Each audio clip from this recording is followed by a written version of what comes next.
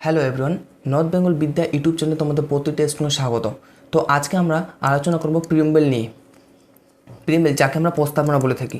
যে সমস্ত স্টুডেন্টরা তোমরা আন্ডারস্ট্যান্ডিং ইন্ডিয়া নিয়েছো ভ্যাকের মধ্যে, আর যারা যারা তোমরা ফার্স্ট সেমিস্টার রয়েছো, তো তাদের ক্ষেত্রে এটা সেমিস্টার স্প্রিংটা একটু মিস্টেক হয়েছে, ঠিক আছে, ওটা কোনো ব্যাপার না। তো আজকে যেহেতু আমরা প্রিএমবেল সম্পর্কে, প্রিএমবেল মানে বাংলায় যেটা আমরা প্রস্তাবনা বলি। এই প্রস্তাবনা বলতে কী বোঝায়, মানে আমাদের কনস্টিটিউশনের মধ্যে যে রয়েছে ইন্ডিয়ান কনস্টিটিউশন, সেখানে ইনগ্রিডিয়েন্টসটা কী কী রয়েছে, কী কী বিষয়ে উপাদান হচ্ছে, সেটার সঙ্গে বেসিক্যালি এখানে আমাদের পড়তে হবে। দেখো, আমরা এখানে যেটা পড়ব সেটা হচ্ছে তোমার কথা থেকে এটি বড়, এর প্রত্যেকটা কনসেপ্ট পড়বো। যেহেতু এই তোমাদের আন্ডারস্ট্যান্ডিং ইন্ডিয়াটা পুরোপুরি এটা এমসিকিউ বেসে থাকবে, তো তার জন্য আমরা শুধু মেন যে পয়েন্টগুলো রয়েছে সেগুলি বিষয়ে আমরা জানবো। দেখো, এটা যে রয়েছে তোমাদের,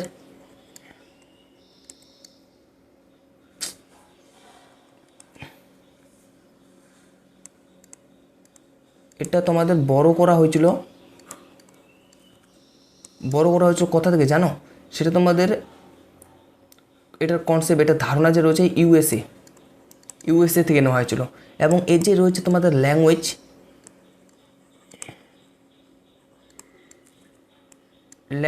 অস্ট্রেলিয়া।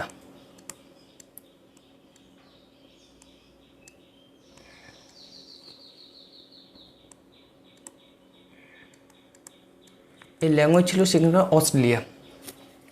কথা থেকে নেওয়া হয়েছিল ইউএসএ থেকে, এর ল্যাঙ্গুয়েজ ছিল সে সময় অস্ট্রেলিয়া।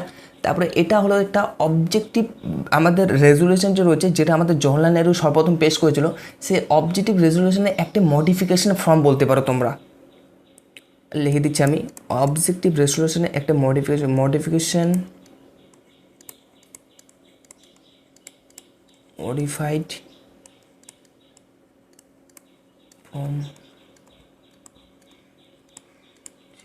অবজেক্টিভ রেজুলেশন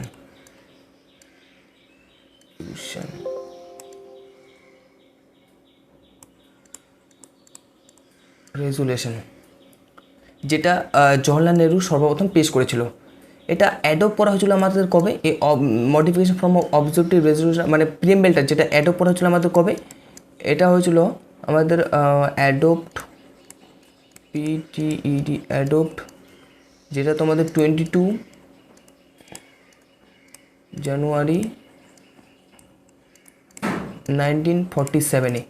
তারপরে এটা শুধুমাত্র অ্যাডপ্ট করা হয়েছিল, কিন্তু ইনফোর্স ওই দিনই করা হয়নি। ইনফোর্সটা একটা অন্য দিন করা হয়েছিল, এটাকে পুরোপুরিভাবে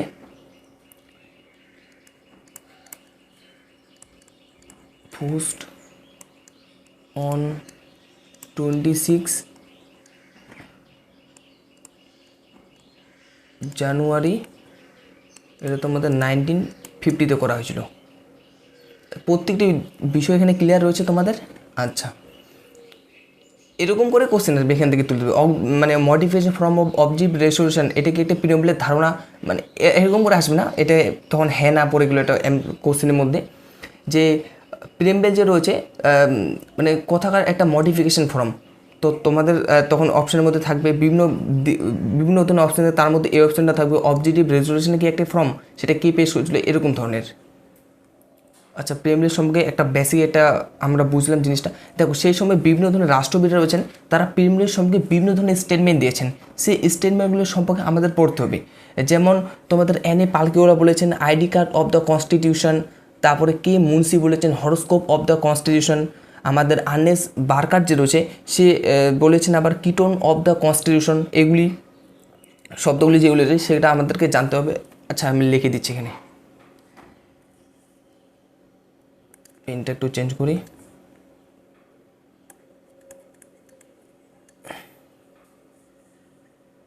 স্টেটমেন্ট পাস্টে যেগুলো স্টেটমেন্ট দিয়েছেন, সর্বপ্রথম আমাদের স্টেটমেন্ট দিয়েছেন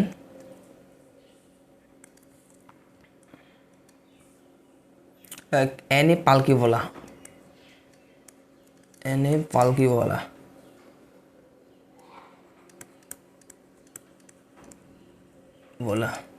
এ পালকিওয়ালা বলেন ID card of the constitution, ID card of the constitution.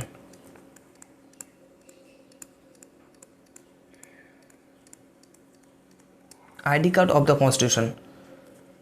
তার পরবর্তীতে দাঁড়াও, নেক্সট একটা পেজ নিতে হবে, এই পেজ আর লেখা যাবে না। আর তোমরা যদি আমাদের পেড ব্যাচের মধ্যে জয়েন হতে চাইছো, তোমরা জয়েন হতে পারো। এটা হচ্ছে তো ডিএসসি, যারা যারা স্টুডেন্ট নিয়েছো ডিএসসি কোর্সে অ্যাডমিশন নিয়েছো, তো তাদের ক্ষেত্রে 399, আর যারা যারা তোমরা মেজর কোর্স রয়েছে তাদের ক্ষেত্রে 799। এখানে তোমরা PDF quality notes, online class নেওয়া হয়, তারপরে ফুল সেমিস্টার এখানে তোমরা সাপোর্ট পেয়ে যাবে। এটা শুধুমাত্র ওয়ান টাইম পেমেন্ট, পুরো সেমিস্টারের জন্য শুধুমাত্র তোমাদের 399 শুধু পে করতে হবে। দেখা গেলে প্রায় একটা সেমিস্টার মানে 1 মাসের জন্য, যেখানে তোমাদের কত পড়তেছে, সামথিং 76 এরকম, 76 কি 80 যদি ভুল না থাকে, হ্যাঁ এরকমই মধ্যে পড়বে। আর এটা তোমাদের 799 ক্ষেত্রে। তোমরা এখানে মেজর, মাইনর, ডিএসসি, ভ্যাক, সেক প্রত্যেকটি বিষয় এখানে তোমরা পেয়ে যাবে। আর কারো যদি কোনো বিষয়ে তোমাদের কোয়ারি থাকে কোর্স রিলেটেড, তোমরা এই নাম্বারে আমাদের সঙ্গে যোগাযোগ করতে পারো। আমাদের হোয়াটসঅ্যাপ রয়েছে, সেখানেও জয়েন হয়ে থাকতে পারো। তার পরবর্তীতে যেটা আমরা জানো, আচ্ছা স্টেটমেন্ট, তারপরে কে দিয়েছেন আমাদের, কে এম মুন্সি বলেছেন। K M Munshi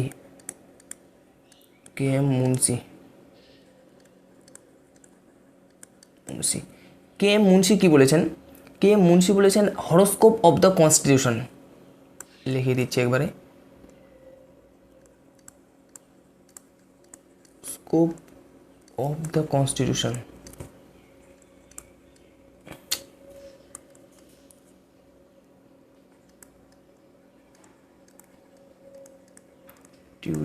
horoscope of constitution of the constitution, K Munshi আমাদের বলেছেন। তারপরে আমাদের আর্নেস্ট বার্কার বলেছেন।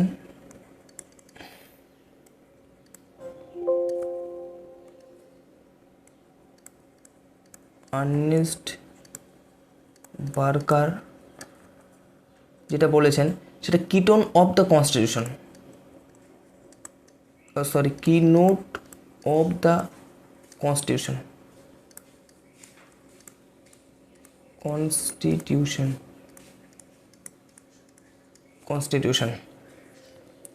আচ্ছা, এদিকে বোঝা গেল।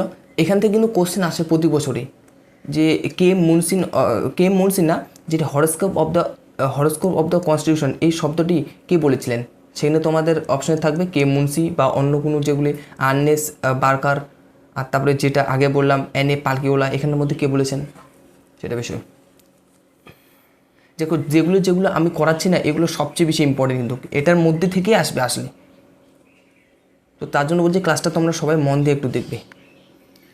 তারপরে এখানে ইনগ্রিডিয়েন্টস কী কী রয়েছে, কী কী আমাদের উপাদান রয়েছে, এখান থেকে এটা ইম্পর্টেন্ট। কী কী উপাদান রয়েছে আমাদের কনস্টিটিউশনের মধ্যে, যদি আমরা ইনগ্রিডিয়েন্টস লিখি, ইনগ্রিডিয়েন্টস এর মধ্যে কী কী রয়েছে, তো আমরা প্রথমে বলতে পারি source of the authorities of the constitution. এখানে মেন যে রয়েছে সোর্সটা কিসের, পিপল অফ ইন্ডিয়া। কনস্টিটিউশন আজকে মেক করা হয়েছে কিসের জন্য, সাধারণ মানুষের জন্য, জনগণের, পিপল অফ ইন্ডিয়া। আমি সহজে বলতে পারি সোর্স অফ অথরিটিস অফ কনস্টিটিউশনের মেন এইমসটা কি, লক্ষ্যটা কি, কিসের উদ্দেশ্যে এটা করা হয়েছিল? এটা সাধারণ জনগণের জন্য, পিপল অফ ইন্ডিয়া, ভারতের জনগণের জন্য। ঠিক আছে, এর মধ্যে নেচার আমাদের পড়তে হবে। নেচার, এর প্রকৃতি বা বৈশিষ্ট্যগুলি কী কী। দেখো, এখানে বৈশিষ্ট্যের মধ্যে প্রথমে যেটা রয়েছে তোমাদের সবেরিটি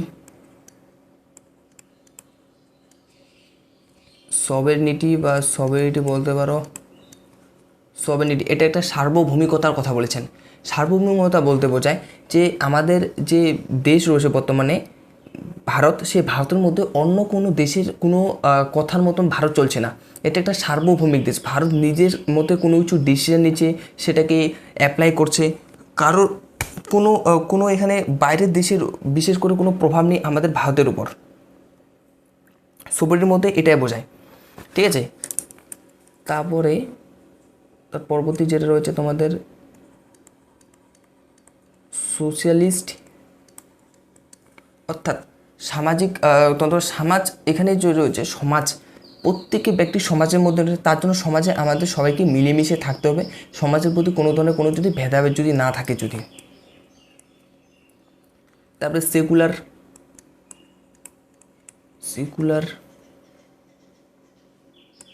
অর্থাৎ ধর্মনিরপেক্ষতা হতে হবে। তারপরে ডেমোক্রেসি, ভারত একটি ডেমোক্রেসি না, একটা ডেমোক্রেসির মধ্যে পড়ছে, যেখানে জনগণই মানে গণতন্ত্র একটি দেশ একটি। তারপরে রয়েছে তোমাদের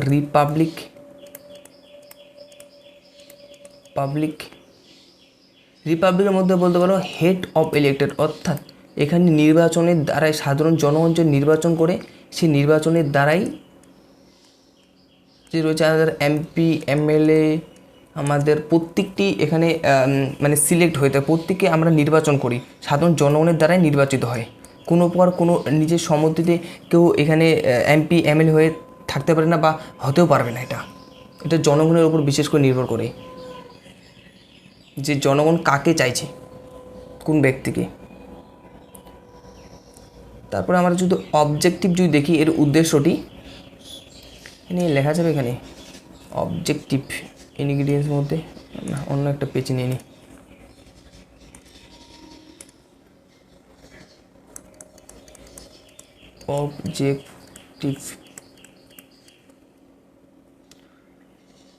অবজেক্টিভটির মধ্যে আমাদের প্রথমে যেটা রয়েছে সেটা আমরা বলতে পারি জাস্টিস। আচ্ছা,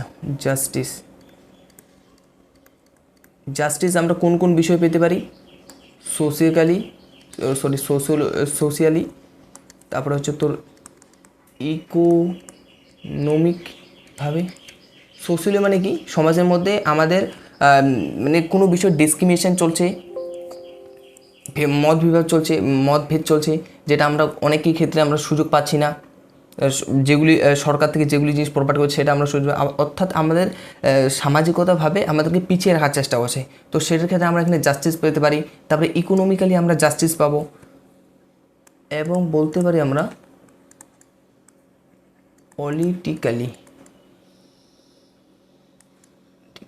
পলিটিক্যাল বিষয়ে আমরা এখানে জাস্টিস পাবো। তারপরে আমাদের লিবার্টি সম্পর্কে জানতে হবে। লিবার্টি অর্থাৎ স্বাধীনতা আমার কোন কোন বিষয় রয়েছে, আমরা যেগুলো এখানে আমরা থট থাকতে পারে, ভাবনা চিন্তা, যেগুলো জিনিস আমরা এক্সপ্রেশন করতে পারি।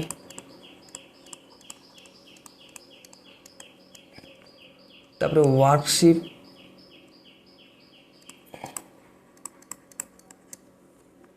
পুজো অর্চনার বিষয়ে মানা, যে কোনো ঈশ্বরকে মানা, সেক্ষেত্রে আমাদেরকে কেউ বাধা দান করতে মানে বাধা দিতে আমাদেরকে কেউ পারবে না। তারপর আমাদের বিলিভ, যে কেউ আমরা বিশ্বাস করতে পারি, বিলিভস, অ্যান্ড বলতে পারি আমরা ফেথ। আর এখানে শেষে লেখা আছে আমাদের ইকুয়ালিটি, অর্থাৎ আমাদের যে এই কনস্টিটিউশন অফ ইন্ডিয়া রয়েছে, সবার ক্ষেত্রে সমান অধিকার বজায় থাকে। কোনো ব্যক্তি সমাজের মধ্যে বিশেষ করে অধিকার পাবে এবং কোনো ব্যক্তি কোনো বিষয়ে অধিকার পাবে না, তো এটা না, প্রত্যেকেরই ক্ষেত্রে সমান অধিকার নিয়ে কোনো ব্যক্তি যদি সমাজের মধ্যে কোনো অধিকারে যদি পিছিয়ে যদি থাকে, সবাই যদি সমানভাবে অধিকার পাবে, এটাই এখানে বলেছেন ইকুইটির মধ্যে, যেটা তোমরা আর্টিকেল নাম্বার 14 দেখতে পারবে। এটা তোমাদের আর্টিকেল, এটা যেহেতু প্রিম্বলের মধ্যে তোমাদের ছিল, মানে প্রিম্বলের মধ্যে এখনও রয়েছে আর কি বিষয়টি, তো তাই আমি এখানে বলে দিলাম। ইকুইটির কথা বলেছেন, যেখানে স্ট্যাটাস অ্যান্ড অপরচুনিটি, প্রত্যেকেরই সমান স্ট্যাটাস এবং অপরচুনিটির ক্ষেত্রে সমান সুযোগ থাকবে। তারপরে আরেকটি কথা বলেছেন এখানে অবজেক্টের মধ্যে, ফ্র্যাটারনিটি, জানো এটা? ফ্র্যাটারনিটি অর্থাৎ আমাদেরকে এখানে সবার সামনে বন্ধুত্বসুলভ আচরণ করতে হবে, সবাই একসাথে আমাদেরকে মিলেমিশে থাকতে হবে, একজনই যদি বিপদে থেকে তাকে সাহায্য করতে হবে। একবার বলতে এটা ফ্রেন্ডসের মতো আচরণ করা। আচ্ছা, কনস্টিটিউশন যে রয়েছে এটা ইম্পর্টেন্ট। আমাদের কনস্টিটিউশন যে রয়েছে সর্বপ্রথম মানে প্রিএমবেল যে রয়েছে কনস্টিটিউশনের মধ্যে, সেটা একবার আমাদের অ্যামেন্ডমেন্ট করা হয়েছে। সেই অ্যামেন্ডমেন্টের মধ্যে বেশ কিছু শব্দ যে রয়েছে আমাদের যুক্ত করা হয়েছে, যেমন ইন্টিগ্রিটি, সোশ্যালিস্ট অ্যান্ড সেকুলার শব্দ যুক্ত করা হয়েছে, যেটা অ্যামেন্ডমেন্ট ছিল 42 কনস্টিটিউশন অ্যামেন্ডমেন্ট, যেটা 1976 মধ্যে। এটাকে আমরা মিনি কনস্টিটিউশন অ্যামেন্ডমেন্টও বলে জানি। আমি লিখে দিচ্ছি এখানে, এটা ইম্পর্টেন্ট ভাই, এটা প্রায় পরীক্ষার মধ্যে দেয় যে অনলি ওয়ান্স, মানে প্রথমবার অ্যামেন্ডমেন্ট। আচ্ছা, first amendment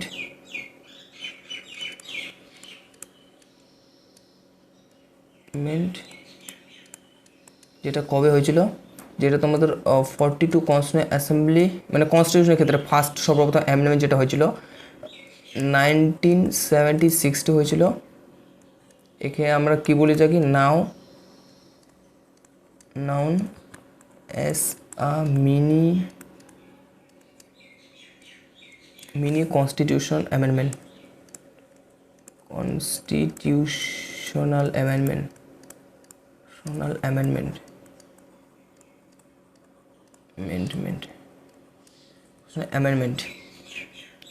mini constitution amendment.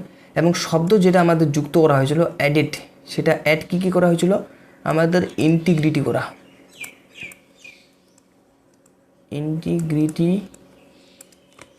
তারপরে সোশিয়ালিস্ট, তারপরে যেটা রয়েছে তোমরা আচ্ছা সেকুলার, এই তিনটি শব্দের বিশেষ করে যুক্ত করা আছে যখন আমাদের 42 কনস্টিটিউশন অ্যামেন্ডমেন্ট 1976 যখন হয়েছিল। এটা সর্বপ্রথম কনস্টিটিউশন প্রিএমবেলের মধ্যে এটা হয়েছিল। বোঝা গেল এদিকে? আচ্ছা, আমাদের কিছু এবার কেসও পড়তে হবে। বেশ কিছু ধরনের কেস ছিল প্রিএমবেলকে নিয়ে।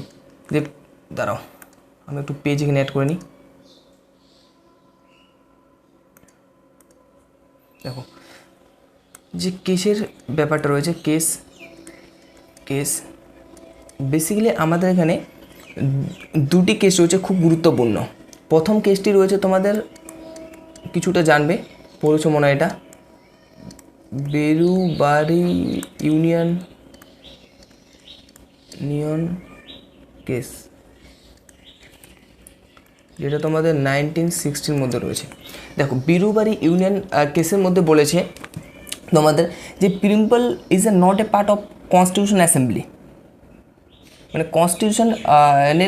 কনস্টিটিউশন যে অর্থাৎ প্রিএমবেল ইজ আ কোনো ধরনের পার্ট নয়, কনস্টিটিউশনের কোনো পার্ট নয় আমাদের প্রিএমবেল। এটাকে আমরা কোনোভাবে অ্যামেন্ডমেন্টও করতে পারি না, অর্থাৎ সংশোধনও করতে পারি না। এটা আমাদের বিরুবাদী ইউনিয়ন কেসের মধ্যে বলেছে, যেটা তোমাদের 1960 মধ্যে হয়েছিল। তারপরে কেসটি রয়েছে তোমাদের কেশবানন্দ ভারতী কেস, লিখে দিচ্ছি আমি, দাঁড়াও। তো প্রথম কেসটার মধ্যে বলছো যে preamble is a not a part of constitution assembly, কনস্টিটিউশনের মধ্যে প্রিএমবেল কোনো পার্টই নেই, মানে প্রিএমবেল কোনো একটা পার্টের মধ্যে অন্তর্ভুক্ত করা যাবে না। তারপরে এটাকে কোনোভাবে আমরা অ্যামেন্ডমেন্ট করতে পারি না, যেখানে বেরুবাদী ইউনিয়ন কেসের মধ্যে বলেছেন। তারপরে আমাদের, দাঁড়াও আগে লিখি, শোভানন্দ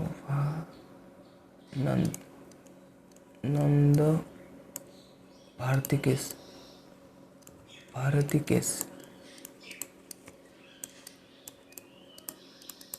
এই কেশবানন্দ ভারতী কেসের মধ্যে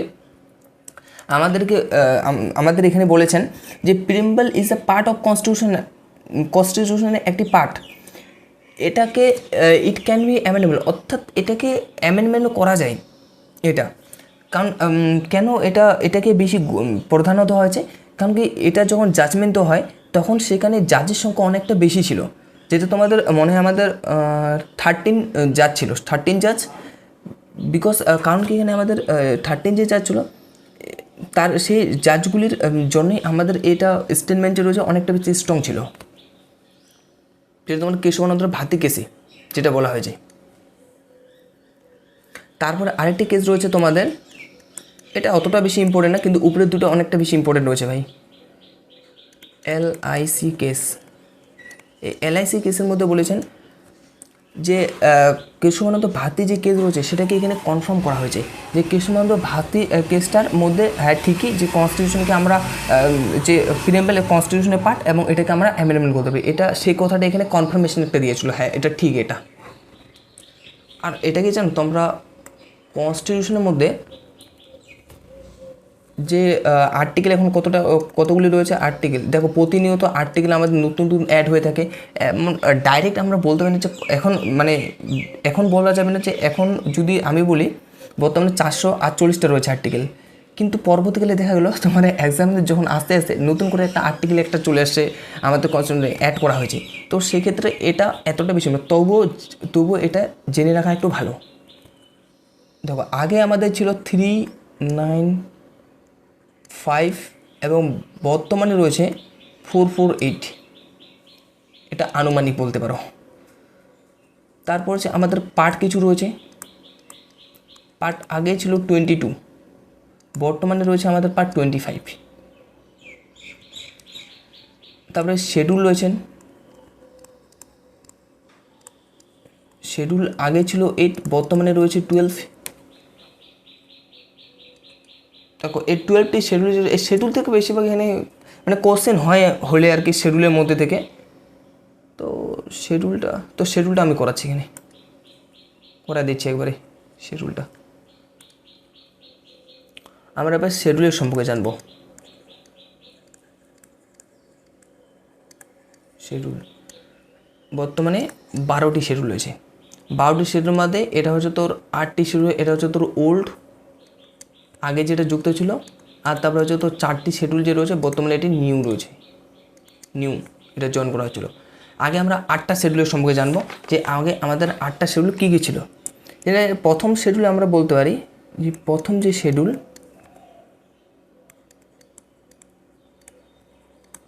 টেরিটোরিস এক্সপেনশন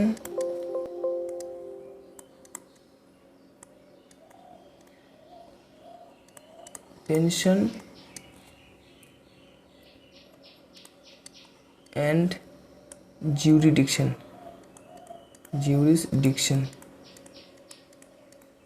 টেরিটোরিস এক্সপেনশন অ্যান্ড জুরিসডিকশনের কথা বলছে। সেকেন্ড নাম্বারে যে আমাদের শিডিউলটি রয়েছে সেখানে বলেছেন আমাদের বিশেষ করে স্যালারি অ্যালোয়েন্সের কথা বলেছেন, স্যালারি অ্যান্ড স্যালারি অর বলতে পারো, অর ঠিক আছে লিখে দিচ্ছি, অ্যালোয়েন্সের কথা বলছে। থার্ড নাম্বার যে শিডিউল রয়েছে আমাদের ওথ বা অ্যাফার্মেশন কথা বলছে। আমাদের 6 নাম্বার যে শিডিউল আমাদের 4 নাম্বার যে শিডিউল রয়েছে রাজ্যসভার মধ্যে সিট কত থাকবে সেটার বিষয়ে, রাজ্যসভা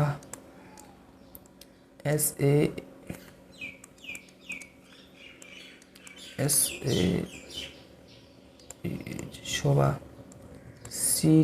সিটের কথা বলছে। 5 নাম্বার শিডিউলের মধ্যে আমাদের other schedule area and tribunal area, other schedule এরিয়ার কথা বলতে পারো, other schedule area other schedule area আর তোমার ট্রাইব্যুনালও বলতে পারো, ট্রাইব্যুনাল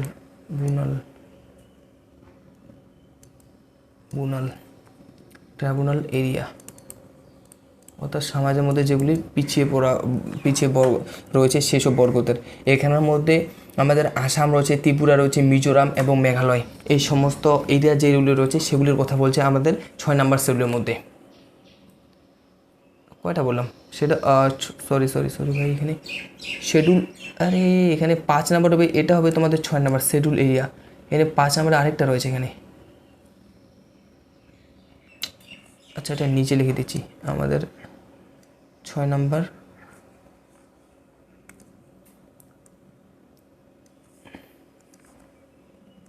এটা 5 থাকবে, এটা হচ্ছে তোমার 6 রয়েছে। তারপরে এখানে শিডিউলের শুধুমাত্র কথা বলেছে,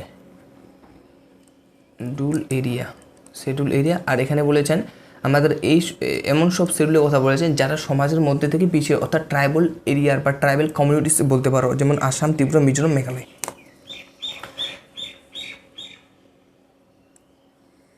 তারপরে যে 7 নাম্বার রয়েছে আমাদের শিডিউল, সেই 7 নাম্বার শিডিউলের মধ্যে আমাদের রয়েছে ফেডারাল প্রভিশন। ফেডারাল প্রভিশন এই ফেডারাল প্রভিশন এটার 3টি লিস্ট রয়েছে। একটি বলতে পারো ইউনিয়ন লিস্ট, আরেকটি বলতে পারো তোমরা কনকারেন্ট লিস্ট,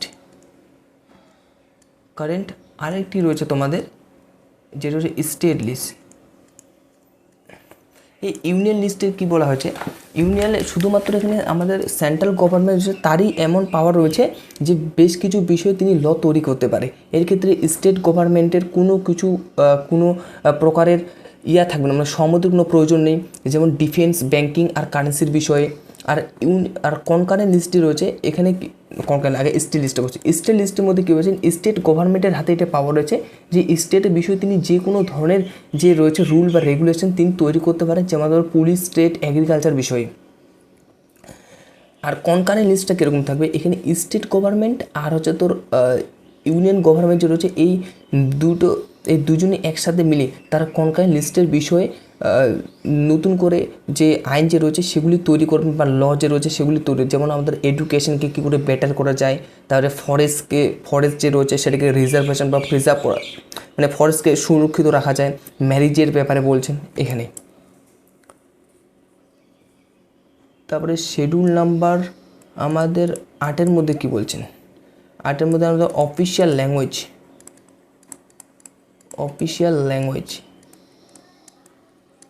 বর্তমানে আমাদের অফিসিয়াল ল্যাঙ্গুয়েজ কয়টা রয়েছে তোমরা জানো? আগে ছিল আমাদের 14টা, কিন্তু বর্তমানে আমাদের হয়েছে 22। প্রেজেন্ট বর্তমানে রয়েছে 22টি আমাদের ল্যাঙ্গুয়েজ রয়েছে।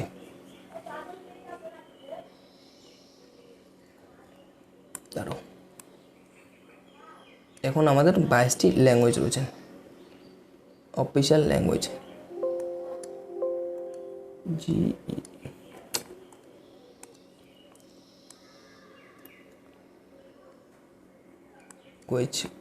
অফিসিয়াল ল্যাঙ্গুয়েজ আগে ছিল 14টি, এটা ছিল ওল্ড, এবং বর্তমানে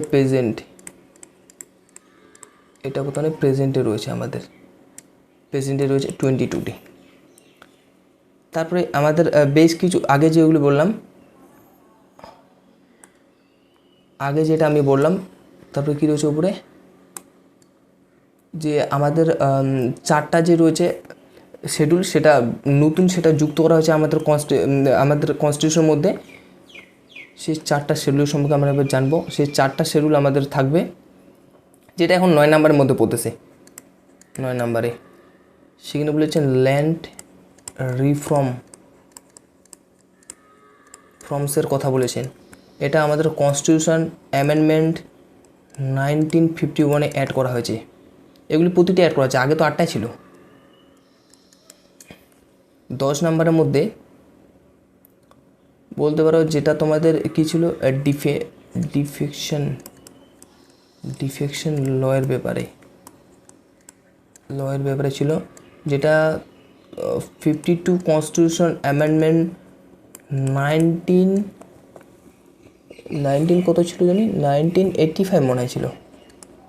আশা করি এটা হবে, তোমরা তাও একবার দেখে নিবে তো 1985 কিনা, দেখে কমেন্ট করে দেবে যদি এটা ভুল থাকে। তারপরে পঞ্চায়েত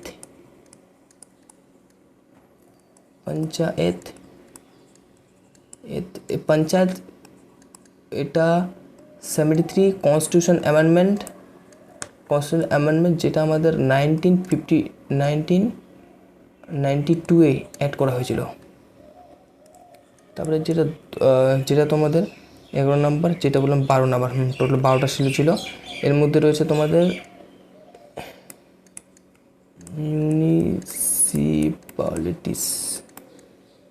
মিউনিসিপ্যালিটিস, অর্থাৎ এটা 74 কনস্টিটিউশন অ্যামেন্ডমেন্ট বিল, যেটা তোমাদের 1993। এই পঞ্চায়েত আসার পর তারপর আমাদের মিউনিসিপ্যালিটিসটা এটা এসেছিলো। ঠিক আছে। ঠিক আছে, থ্যাংক ইউ সবাইকে ক্লাসটা এই পর্যন্ত তোমরা দেখার জন্য। ক্লাসটা ভালো করে দেখে নিবে একবার। এখান থেকে কিন্তু প্রায় কোশ্চেন আসে, আর এইবারও কিন্তু আসবে, তাই বলছি ক্লাসটা ভালো করে যদি দেখে নাও তো তোমাদের এই ক্ষেত্রে সুবিধা হবে যে এখান থেকে কোনো কিছু কোশ্চেন আসলে তোমাদের ছাড়া পড়বে না। কোশ্চেন যদি আসে সেটার অ্যান্সার করতে পারবে। ঠিক আছে, আর কারো কোনো বিষয় যদি কোনো জানার থাকে যে স্যার এটা করলে বেশি ভালো হতো, বা আমাকে একটু বলবে যে তোমরা এরকমভাবে বুঝতে পারছো কি না এই বিষয়টা। যদি এরকমভাবে বুঝতে না পারো তাহলে আমি স্লাইড তৈরি করব। আমার মনে হয় স্লাইডের থেকে এই জিনিসটা তোমাদের বেশি মাথার মধ্যে অনেকক্ষণ আগে থাকবে। স্লাইডের মধ্যে কী থাকে ওটা আগে থেকে করানো থাকে, শুধু আমি রিডিং হয়ে পড়বো, ওখানে এরকম কিছু আমি কোনো লাভ দেখছি না যেটা আমাদের মানে কাজে আসবে যেটার দিকে। তো তার জন্য ভাবছি আমি এই করে এটা ভাবে যদি এরকম করে করানো থাকে তাহলে বিষয়টা তোমরা ঠিকঠাক করে বুঝতে পারবে।